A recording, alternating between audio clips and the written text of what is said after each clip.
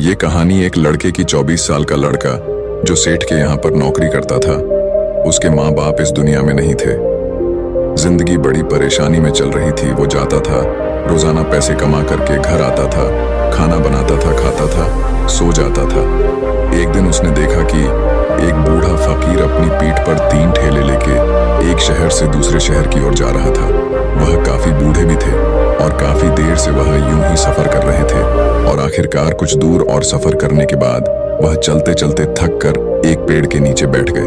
तभी उनकी नजर एक नौजवान युवक पर पड़ी जो उसी रास्ते से जा रहा था और वह भी उसी दिशा में जा रहा था जिस दिशा में उन बूढ़े फकीर को जाना था।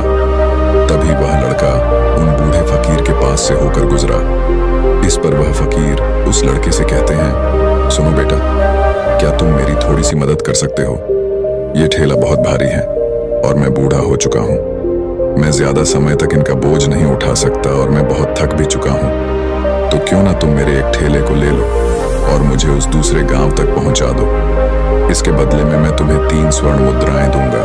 वह लड़का उन फकीर की सारी बातें सुनता है और उन फकीर से कहता है, कोई बात नहीं बाबा, मैं आपकी मदद करने के लिए तैयार हूँ। कहिए आपको कहाँ जाना है? ऐसा कहकर उस लड़के ने उन फकीर का एक ठेला उठा लिया और अपने कंधे पर ले लिया। तभी उस जवान लड़के को यह एहसास हुआ कि यह ठेला तो सचमुच बहुत भारी है। वह लड़का और फकीर दोनों रास्ते में आगे की ओर बढ़ चले। कुछ दूर आगे चलने के बाद देखते ही देखते वह गांव खत्म होने लगा और अब एक सुनसान रास्ता आगे की ओर जा रहा था। वे दोनों अपने मार्ग में मस्त होकर आगे की ओर बढ़ रहे थे।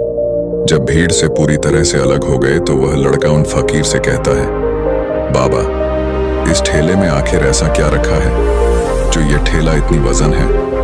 इस पर वह फकीर आदमी उस लड़के को जवाब देते हुए कहते हैं, कुछ नहीं बेटा, बस इसमें तांबे के कुछ सिक्के भरे हुए हैं, इसी कारण ये ठेले में बहुत वजन है। उन फकीर की यह बात सुनकर वह लड़का मन ही मन सोचने लगा, लगता है ये बाबा जरूर कोई व्यापारी है, तभी तो इतने सारे तांबे के सिक्के लेकर चल रहे हैं। और फिर तभी उसके मन में एक ख्याल आया कि मुझे क्या करना है। मुझे तो खाली यह ठेला दूसरे गांव तक पहुंचा है, बस इतना ही। जैसे ही उसके मन में यह ख्याल आया, उसने तांबे के सिक्कों का वह ख्याल मन से निकाल दिया और अपनी धुन में मस्त होकर वह आगे की ओर चलने लगा। चलते चलते कुछ और समय बीता और वे दोनों एक नदी के किनारे जा पहुंचे। वह लड़का हट्टा कट्टा था और काफी चुस्त और तंदुरुस्त भी था, इसलिए वह बिना सोचे समझे उस नदी में उतर जाता है। किंतु वह फकीर अब भी किनारे पर ही खड़े थे। इस पर वह लड़का उन फकीर से कहता है, क्या हुआ बाबा, चलिए आइए, हमें यह नदी पार करनी होगी, तभी तो हम उस गांव तक पहुंच पाएंगे। इस पर वह फकीर उस लड़के से कहते हैं, मैं जानता हूं बेटा कि हमें यह नदी पार करनी ही होगी, लेकिन जैसा कि तुम जानते हो मैं अब बूढ़ा हो चुका हूं और 2-2 ठेले लेकर मैं ये नदी पार नहीं कर सकता। कहीं मेरा पांव फिसल गया तो क्या होगा? क्या तुम मेरी एक और गठरी ले सकते हो? मैं तुम्हें इसके बदले भी 3 स्वर्ण मुद्राएं दूंगा। इस पर वह लड़का मुस्कुराते हुए उन फकीर से कहता है, बाबा, आप मुझे शर्मिंदा कर रहे हैं। यदि आप मुझे स्वर्ण मुद्राएं ना भी दें तो भी मैं आपका कार्य अवश्य करूंगा। मैं आपको उस दूसरे गांव तक जरूर पहुंचाऊंगा। इस पर वो फकीर मुस्कुराते हुए उस लड़के से कहते हैं, बेटा, तुम तो बड़े ही भले इंसान लगते हो। इतना कहकर उन्होंने वह दूसरी गठरी भी उस लड़के को थमा दी। उस लड़के ने जब वह दूसरी गठरी अपने कंधे पर रखी तो वह गठरी भी उसे बहुत ज्यादा भारी लगी, लेकिन उसने वहां पर कुछ नहीं कहा। जैसे तैसे उन दोनों ने नदी पार की। नदी पार करने के बाद बातों बातों में ही उस लड़के ने उन फकीर से कहा, बाबा, आखिर इस दूसरी गठरी में क्या है? ये गठरी भी बहुत वजन है। इस पर वह फकीर उस लड़के को जवाब देते हुए कहते हैं, बेटा, इसमें चांदी के सिक्के हैं, इसी कारण यह गठरी भी बहुत वजन है। उन फकीर की यह सारी बातें सुनकर अब उस लड़के का दिमाग तेजी से काम करने लगा था। वह यह सोच रहा था कि एक ठेले में तांबे के सिक्के हैं और दूसरी में चांदी के। ऐसा प्रतीत होता है मानो यह फकीर बाबा कहीं दूर से आ रहे हैं और उन्होंने अपनी सारी जमीन जायदाद बेचकर ये सारे सिक्के इकट्ठे किए हैं, तभी तो वह इतना धन लेकर चल रहे हैं। लेकिन वह लड़का उन फकीर से कुछ नहीं कहता और वे दोनों चुपचाप मार्ग में आगे की ओर बढ़ते चले जाते हैं। कुछ दूर आगे बढ़ने के बाद एक बार फिर एक सुनसान राह आती है। उस सुनसान रास्ते को देखते ही उस लड़के के मन में तरह तरह के विचार उत्पन्न होने लगे। वह यह सोचने लगा, अरे यह तो सुनसान जगह है।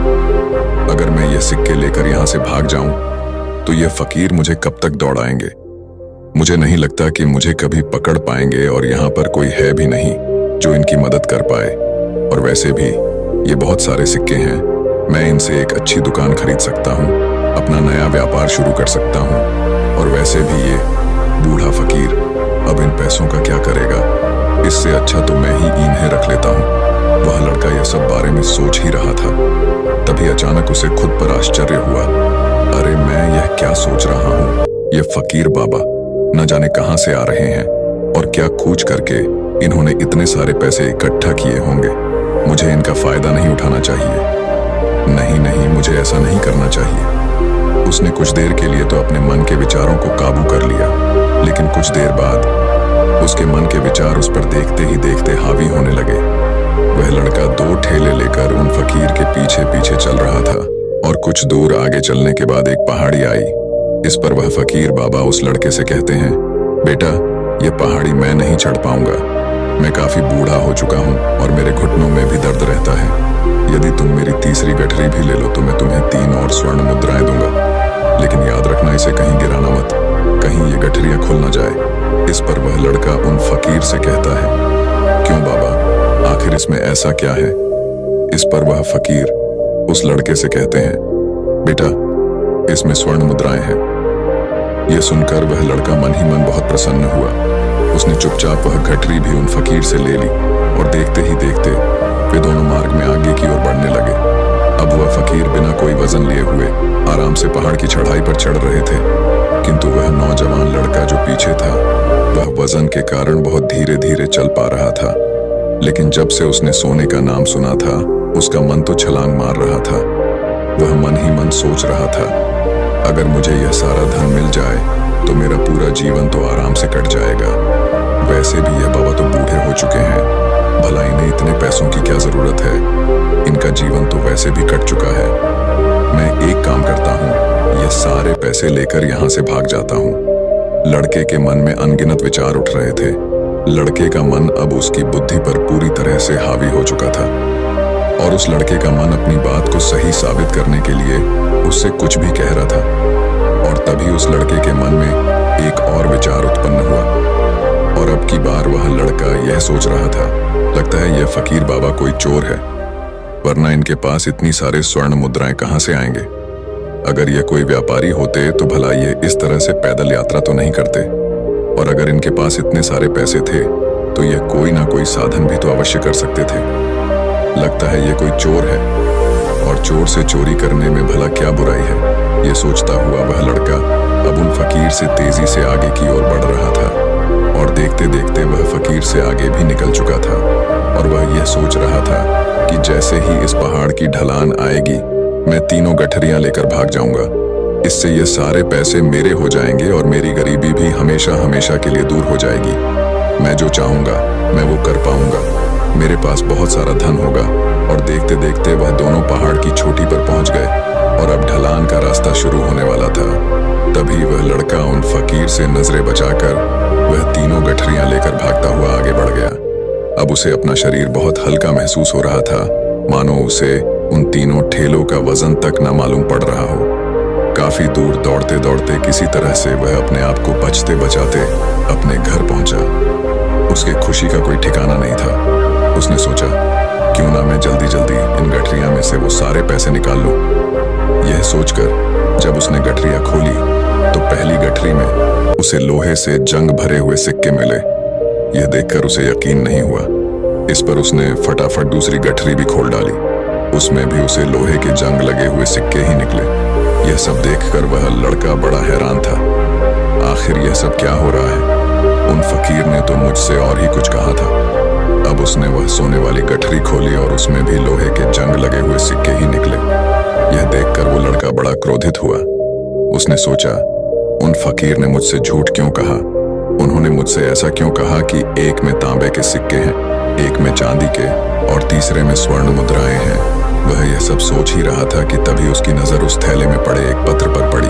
उसने वह पत्र उठाया और उस पत्र में लिखा था, यह पूरा नाटक ईमानदार व्यक्ति की खोज करने के लिए रचा गया है और मैं इस राज्य का राजा हूँ। मेरी कोई संतान नहीं और इसीलिए मैंने यह षड्यंत्र रचा है ताकि मैं अपने राज्य में किसी एक ऐसे ईमानदार व्यक्ति की खोज कर सकूं जो मेरे बाद इस राज्य का राजा बन सके और इस राज्य भार को संभाल सके। और इस राज्य का भार वही संभाल सकता है जो पूरी तरह से ईमानदार हो, जिसके मन में किसी प्रकार का कोई लालच ना हो। इतना पढ़ते ही वह लड़का जोर जोर से चिल्लाने लगा। वह सर पकड़कर बैठ गया। वो यह जानता था कि यदि वह अपने मन के विचारों पर काबू कर लेता तो उसका जीवन संवर सकता है, लेकिन वह अपने मन के विचारों पर काबू नहीं कर पाया। दोस्तों, महात्मा बुद्ध कहते हैं कि मन ही सब कुछ है। आप जो सोचते हैं वही बनते हैं। इसलिए आपका सबसे बड़ा दुश्मन भी आपको उतना नुकसान नहीं पहुंचा सकता जितना कि आपके मन के यह अनियंत्रित विचार पहुंचा सकते हैं। महात्मा बुद्ध कहते हैं, अपने भीतर ध्यान से देखो। हमारे भीतर जो विचार चल रहे हैं वही विचार शब्द बनते हैं और शब्द कर्म के रूप में प्रकट होते हैं। बार बार दोहराने पर कर्म बर्ताव में बदलता है और धीरे धीरे समय के साथ बर्ताव चरित्र में परिवर्तित हो जाता है और यही चरित्र हमारे भाग्य का निर्माण। बार बार दोहराने पर कर्म बर्ताव में बदलता है और धीरे धीरे समय के साथ बर्ताव चरित्र में परिवर्तित हो जाता है और यही चरित्र हमारे भाग्य का निर्माण भी करता है। इसलिए हमें हमेशा अपने विचारों के प्रति सजग होना बहुत आवश्यक है। हमें जागरूक होना बहुत आवश्यक है। हमें यह जानना जरूरी है कि हमारे मन में किस प्रकार के विचार आ रहे हैं। आगे महात्मा बुद्ध कहते हैं कि कमजोरी हमेशा छोटे विचार से शुरू होती है। यह एक बीज के रूप में होती है और यदि इस बीज को नष्ट न किया जाए तो यह छोटा सा विचार बहुत जल्द ही एक विशाल वृक्ष का रूप ले लेता है और हमारी बुद्धि की सोचने और समझने की क्षमता को पूरी तरह से नष्ट कर देता है। जिस प्रकार आपने इस कहानी में देखा किस प्रकार उस जवान लड़के का मन उस पर हावी हो चुका था और उसकी सही और गलत सोचने की क्षमता पूरी तरह से नष्ट हो चुकी थी, जिस कारण वह यह समझ नहीं पाया कि उसे क्या करना चाहिए और उसके लालच ने उसके भीतर इतनी ऊर्जा भर दी कि वह तीनों ठेले उठाकर इतनी तेजी से वहां से भागता आगे भी बढ़ गया। इसीलिए जब आपके मन में पहली बार कोई गलत विचार उत्पन्न हो तभी उसे जड़ से उखाड़ देना चाहिए, अन्यथा वह विशाल वृक्ष का रूप लेगा और आपको किसी न किसी गलत राह पर वह ढकेल ही देगा। आप चाहकर भी उसे रोक नहीं पाएंगे। लेकिन अब आपके मन में यह प्रश्न उठ रहा होगा कि हम भला अपने मन के विचारों को कैसे नियंत्रित करें। हमारा मन तो इतना चंचल है, वह इतना शक्तिशाली है कि वह हम पर हावी हो ही जाता है। हम चाहकर भी उस पर नियंत्रण नहीं कर पाते। इसका जवाब में महात्मा बुद्ध हमें दो बातें समझाते हैं। पहली बात, सही इरादा विकसित करो। कई बार आपने देखा होगा कि आपके मन में कुछ और होता है किंतु आप कहते कुछ और है, क्योंकि आपके मन के भीतर जो कुछ बसा है वही आपके मुख से बाहर भी निकल रहा है। लेकिन जब हमसे वह गलती हो जाती है तो उसके बाद हमारा मस्तिष्क अच्छी तरह से काम करना शुरू कर देता है। हमारे सोचने और समझने की क्षमता एक बार फिर से जागृत हो जाती है और ऐसी अवस्था में हमें यह एहसास होता है कि हमसे गलती हो गई है और फिर हमारा मन दुखी हो जाता है। हमारा मन अफसोस से भर जाता है और इस भारीपन और दुख से बचने के लिए महात्मा बुद्ध हमें सही इरादा विकसित करने के लिए कहते हैं। इसके लिए जब भी आप कोई कार्य करने जा रहे हो तो सबसे पहले आपको यह खुद से पूछना चाहिए कि जो कुछ भी मैं करने जा रहा हूँ इसके पीछे मेरा इरादा क्या है। क्या मैं दूसरों को दुख पहुंचाना चाहता हूँ या दूसरों को नीचा दिखाने जा रहा हूँ या मुझे खुद को ऊपर उठाना है। खुद से सवाल कीजिए, खुद को जागृत कीजिए। जब आप इरादों के प्रति सचेत होने लगेंगे, जब आप विचारों के प्रति सजग होने लगेंगे, तभी आपके भीतर सकारात्मक ऊर्जा का प्रवाह होगा। तभी आप सकारात्मक इरादों से जुड़ने लगेंगे और आपके मन के भीतर बसी हुई वह नकारात्मक ऊर्जा और नकारात्मक इरादे दिन ब दिन कम होने लगेंगे। परंतु याद रहे, आपको यह हर रोज करना होगा और आपको यह हमेशा ध्यान रखना होगा कि आपको केवल अच्छा सोचना है। आपके इरादे हमेशा अच्छे होने चाहिए, तभी आप दुख और तकलीफों से बच सकते हैं। अन्यथा आप इसी तरह से दुख और तकलीफों में घिरे ही रहेंगे और आप कभी इससे निकल नहीं पाएंगे। दूसरी बात, मन के प्रति सजगता विकसित करो, जिससे आपका मन देखते देखते शांत होगा और आपके मन के भीतर बसी हुई वह नकारात्मक ऊर्जा, नकारात्मक विचार खत्म होने लगेंगे और आप शांति की ओर आगे बढ़ेंगे।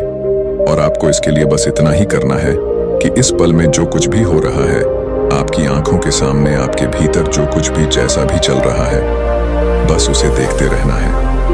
अपने मन के अच्छे बुरे विचार, अपनी भावनाएं और अपनी यादों पर बिना प्रतिक्रिया दिए उन्हें केवल देखते रहना है, जिससे आपके मन के सारे विचार देखते ही देखते खत्म होने लगेंगे। आपका मन खाली होने लगेगा और आप नकारात्मक विचारों से न सोच से बच सकते हैं और आप इन दुख और तकलीफों से भी दूर रह सकते हैं। इसीलिए महात्मा बुद्ध कहते हैं, जो स्वयं को देखता है वही सबसे बड़ा तपस्वी है। अर्थात जो अपने मन में चल रहे उन विचारों को बिना प्रतिक्रिया दिए हुए केवल देखता है और उन पर कोई भी प्रतिक्रिया नहीं करता, बस उन्हें देखता और समझता है। वास्तविकता में वही मन पर नियंत्रण भी कर सकता है और वही अपना जीवन सुखी और खुशहाली तौर पर जी सकता है। इसलिए यदि आप भी अपने जीवन को सुखी और खुशहाल बनाना चाहते हैं, तो आपको सबसे पहले अपने मन पर नियंत्रण साधना ही होगा।